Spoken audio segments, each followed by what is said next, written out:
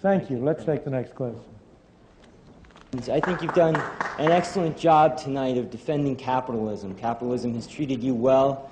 In general, it's treated the people in this audience well. And as you say, people respond to things based on their self-interest, so I think they've responded well to you.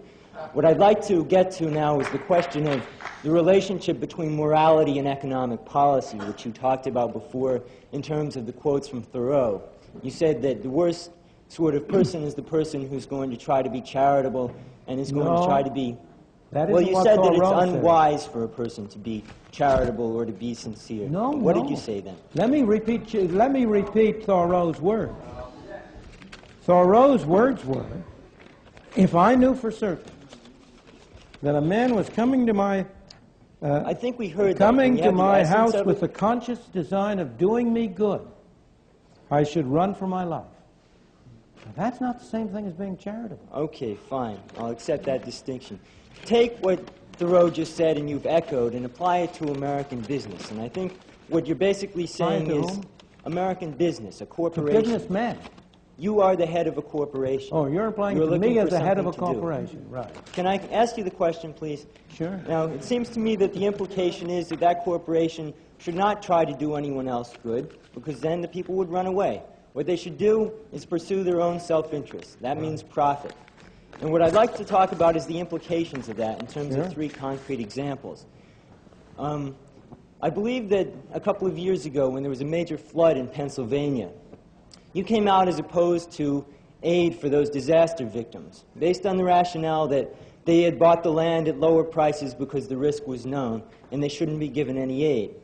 I'd like people to consider the implications of that. Secondly, that isn't what I came out against. I came out against the government providing flood insurance at low cost in advance. I did not come out against private individuals giving charity to the people. What about disaster aid by the government? I think government insurance of nuclear power plants. Well, it's the same thing. The nuclear power plants ought to be required to pay for full insurance themselves, and that ought to be incorporated in their charges. I'm not in favor of government subsidization of nuclear power plant insurance. Okay, a second... Look, don't attribute to me your conventional views of what, quote, a conservative believes, because I'm not a conservative. I'm a believer in freedom.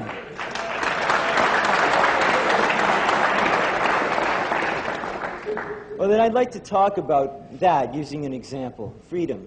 In Ohio, an old man failed to pay his electric bill. You may be familiar with the case. And the electric company turned off the electricity and he died. The reason they turned it off was because it wouldn't have been profitable for them to keep it on because he didn't pay his bill. Do you believe that was right? I don't know the details of that case at all, but I can well believe, but I'll be glad to... No, excuse me. In many of these cases, you hear stories which, when you find the details, are very different from those that are presented. But let's suppose it were true, which is what I was going to go on to say. You know, why do you want to stop me? Why do you assume I'm always going to give the wrong answer? Let's assume the facts were true. The result is tragic. Who is responsible? Is it really the responsibility? Should I blame the people? Let's suppose that for a moment, let's suppose that the electric company were to follow the practice of never turning off anybody's electricity. Let's just for a moment take that other extreme. Then this wouldn't have happened. Who would pay the cost? Are those the only two alternatives? Well, for a moment, we can come to other alternatives, but I just want to show you the logic of the case. Because I want to show you... absurdity. No, it's not an absurdity, because I want to show you that what you have to ask about are the costs imposed on different individuals. The electric company is meaningless. The electric company is a non-human institution. The electric company, what you must talk about are either the stockholders of the electric company, the employees of the electric company, or the customers of the electric company. Those are the people involved. Now, if you go to the other extreme and adopt a policy that the electric company will never turn anything off, then you effectively institute a system under which the only people who will pay for electricity will be those who pay for it voluntarily.